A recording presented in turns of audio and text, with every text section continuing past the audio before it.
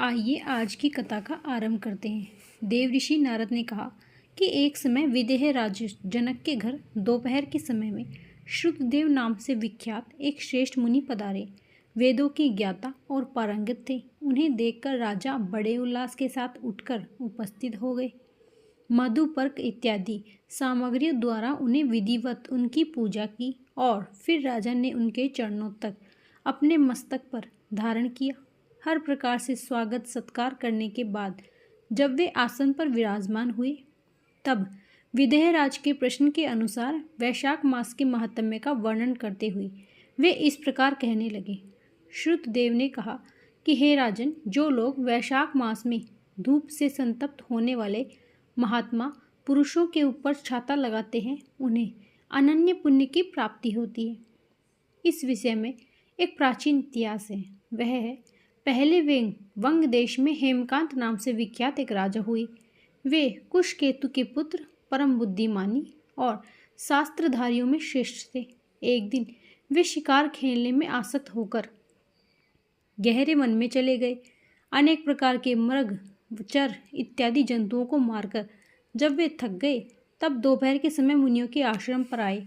उस समय आश्रम पर उत्तम व्रत का पालन करने वाली क्षत्रिय नाम के ऋषि समाधि लेकर बैठे हुए थे। उन्हें बाहर के कार्यों का कोई ज्ञान ही नहीं था। उन्हें निश्चल बैठे देखकर राजा को क्रोध आया और उन्होंने उन महात्माओं को मार डालने का निश्चय किया। तब उन ऋषियों के 10,000 शिष्यों ने राजा को मना करते हुए कहा, हे कोटि बुद्धि वाले नरेश, हमारे गुरु इस समय समाधि में स्थित हैं।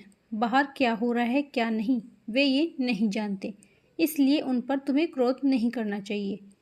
यह सुनकर राजा ने क्रोध में विवल होकर शिष्यों से कहा, हे द्विज कुमारों, हे मार्ग से थका मैं यहाँ आया हूँ, तुम लोग मेरे आतिथ्य सत्कार करो। राजा ने ऐसा कहा और वे शिष्य ने कहा, हम लोग भिक्षा मांगकर खाने वाले हैं। गुरुजी ने हमें किसी के आतिथ्य के लिए आज्ञा नहीं दी। हम तो सर्वथा गुरु के ही अधीन हैं, इसलिए तुम्हारा आतिथ्य कैसे कर सकते हैं। शिष्यों का ऐसा उत्तर पाकर राजा ने उन्हें भी मारने के लिए धनुष उठा लिया। फिर कहा, मैंने हिंसक जीवों और लिटोरे के भय से जिनकी अनेकों प्रकार की रक्षा की है, जो मेरे दिए हुए दानों पर पलते हैं, वे आज मुझे ही सिखलाने चले हैं। यह मुझे नहीं जानते। यह सभी कृतज्ञ और अभिमानी हैं। इन आतताइयों को मार डालने पर मुझे कोई दोष नहीं लगेगा। ऐसा कहकर क्रोधित होकर धनुष से वे बाण छोड़ने लगे। बेचारे सभी आश्रम छोड़कर भागने लगे। भागने पर हेमकांत ने उनका पीछा किया और 200 शिष्यों को मार गिराया। शिष्यों के भाग जाने पर आश्रम पर जो कुछ भी सामग्री थी उसे राजा के पाप आत्मा सैनिकों ने लूट लिया। राजा के अनुमोदन से ही उन्होंने वहां इच्छा अनुसार भोजन किया। फिर दिन बीतते बीतते राजा सेना के साथ अपने नगर में वापस आ गए। राजा कुशकेतु ने जब अपने पुत्र का यह अन्यायपूर्ण कार्य सुना तब उन्होंने उसे राज्य करने के लिए अयोग्य बताया। उसकी निंदा करते हुए देश निकाला दे दिया गया। पिता के त्याग देने पर हेमकांत ने घने वन में चले गए। वहां उसने अनेक वर्षों तक निवास किया। ब्रह्म हत्या उसका सदैव पीछा करती रहती थी, इसलिए वह कभी भी स्तर तक पूर्वा नहीं रह पाता था। इस प्रकार उस दुष्ट आत्मा के 28 वर्ष बीत गए। एक दिन वैशाख मास में जब दोपहर का समय था, महामुनि तीर्थ यात्रा के प्रसंग से उस वन में आए।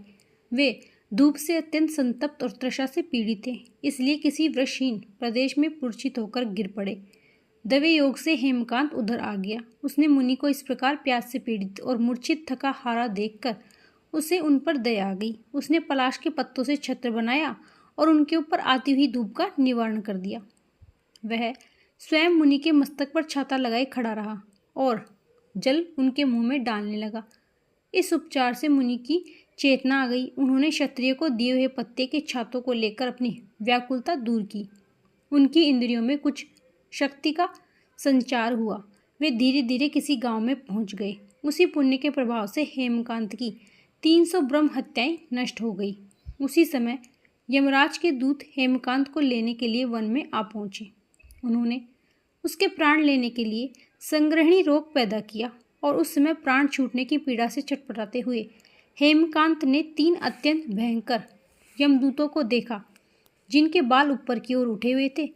उस समय अपने कर्मों को याद करके वे चुप हो गए। छत्रदान के प्रभाव से उसको भगवान विष्णु का स्मरण हो गया और उसके स्मरण करने पर तुरंत भगवान महाविष्णु ने विश्वक्सेन से कहा कि विश्वक्सेन, तुम शीघ्र जाओ, यमदूतों को रोक लो और हेमकांत की रक्षा करो। अब वह निष्पाप हो चुका और मेरा भक्त हो गया। उसे नगर में ले जाकर अपने पिता को सौंप दो। साथ ही मेरे कहने से कृष्ण केतु को यह समझाना कि तुम्हारे पुत्र ने अपराधी होने पर भी वैशाख मास में छत्रदान करके एक मुनि की रक्षा की है, इसलिए वह अब पाप रहित हो चुका है। इस पुण्य के प्रभाव से वह मन और इंद्रियों को अपने वश में रखने वाले दीर्घायु, शूरवीर और उदारता आदि गुणों से युक्त हो चुका है और अब वह तुम्हारे ही समान गुणवान हो गया है। इसलिए अपने इस महाबली पुत्र को तुम राज्य का भार संभालने के लिए दे सकते हो। भगवान विष्णु ने तुम्हें ऐसी ही आज्ञा दी है। इस प्रकार राजा का आदेश देकर हेमकांत को उनके अधीन करके वहां से वापस आ जाओ। विष्णु का यह आदेश पाकर महाबली विश्वसेन ने हेमकांत के पास आकर यमदूतों को रोक लिया और अपने कल्याण में हाथों से उसके सभी अंगों में स्पर्श किया। भगवत भक्त के स्पर्श से हेमकांत की सारी हेमकांत की व्याधि क्षण भर में दूर हो गई और तत्पश्चात उसके साथ वह राजा की पूरी नगरी में गया। उन्हें देखकर महाराज कृष्णकेतु ने आश्चर्य मुक्त होकर भक्तिभाव पूर्वक दंडवत प्रणाम किया और भगवान के पार्षद का अपने घर में प्रवेश करवाया।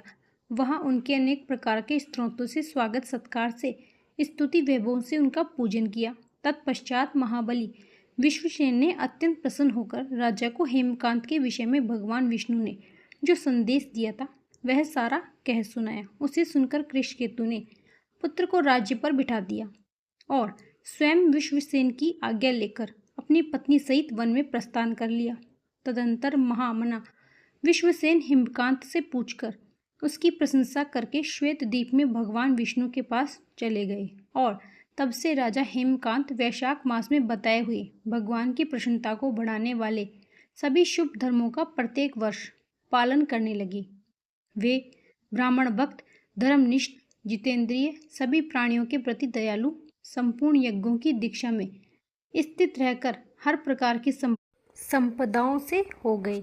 उन्होंने पुत्र, पौत्र इत्यादि के साथ समस्त भोगों का उपभोग किया और अंत में भगवान विष्णु का लोक प्राप्त कर लिया।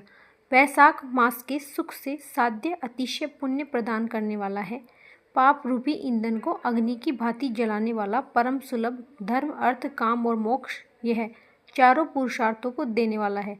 तो यह थी आज की हमारी वैशाख मास की महात्म्य का वर्णन और पौराणिक कथा। यह कथा आपको कैसी लगी कमेंट में ज़रूर बताना। मिलेंगे अगली कथा में। राधे राधे।